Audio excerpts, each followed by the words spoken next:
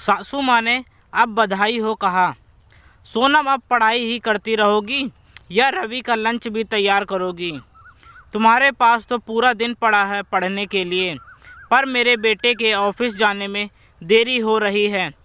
वैसे भी पढ़ लिख के तुम्हें कौन सा कलेक्टर बनना है? लता जी अपनी पूजा की थाली लगाते हुए सोनम से बोली। आई माँ जी, कहती सोनम अपनी किताबों को बंद करके एक गहरी सांस छोड़कर लंबे टांग भरती रसोई में जा पहुंची।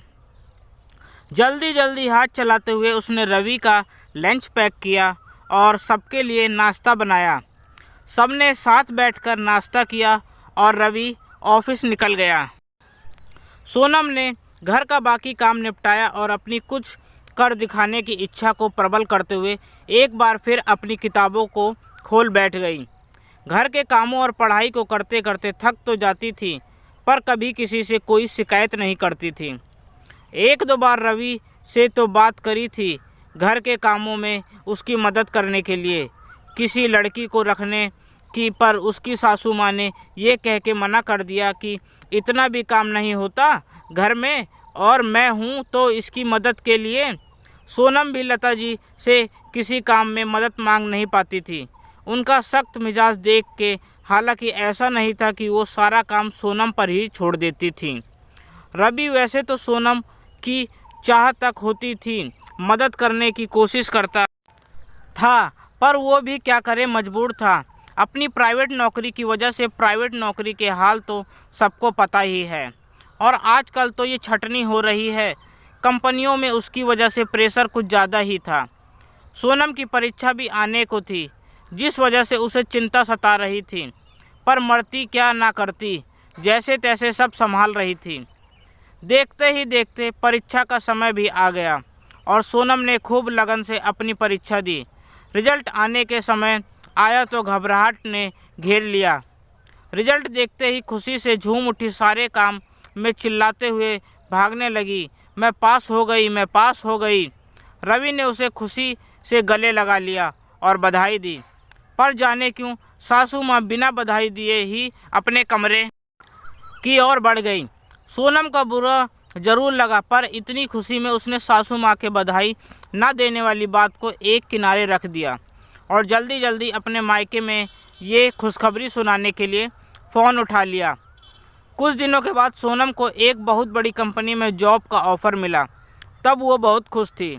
उसने रवि को ऑफ़र के बारे में बताया तो रवि ने उसे फ़ौरन उस ऑफ़र को स्वीकार करने की सलाह दी, पर सोनम थोड़ा संकुचा रही थी। लता जी के रिजल्ट वाले दिन वे बर्ताव को देखकर तो उसने रवि से बोला कि एक बार माँ जी से बात करके ही वो ये नौकरी करने के बारे में सोचेगी। जब लता जी को पता लगा कि सोनम को नौकरी का प्रस्ताव मिला है तो उन्होंने सोनम को अपने पास बुलाया और उसके सर पे हाथ फेरते हुए कहा, अब बधाई हो बेटा। उनके मुंह से ये सब सुनते ही सोनम खुशी और आश्चर्य से उनको देखने लगी। लता जी को उसे देखते ही ये जानने में वक्त नहीं लगा कि वो क्या सोच रही हैं। तभी वो सोनम से बोल पड़ी, बेटा इस तरह आश्चर्य से मत देखो। मुझे उस दिन मैंने तुम्हें बधाई इसलिए नहीं दी क्योंकि मैं नहीं चाहती थी कि तुम इतने में ही खुश हो जाओ। जो गलती मुझसे मेरे वक्त पर हुई थी उस गलती से तुम्हें बचाना चाहती थी। कई बार हम अपनी छोटी सी खुशी में इतना गुम हो जाते हैं कि अपने बड़े सपने को भूल जाते हैं। मेरा मिजाज सख्त ज़रूर है, पर मेरी खुशी मेरे बच्चों की खुशी में ही है। तुम्हारी पढ़ाई की तरफ लगन देखकर विश्वास तो मुझे पहले ही था कि तुम एक दिन ज़रूर कुछ बड़ा करोगी। बस तुम्हारी ये लगन मुश्किलों को देखकर कहीं कमज़ोर ना पड़ जाए, इसलिए ही हमेशा शक्ति दिखाई। मेरे किसी भी व्यवहार से अगर तुम्हें चोट पहुंची हो तो माफ़ कर देना। अपनी सासू माँ का ये रूप देखकर सोनम की आंखों से मोती बह निकले और वो जाकर लता जी के गले लग गई। दोस्तों, हर सिक्के के दो पहलू होते हैं।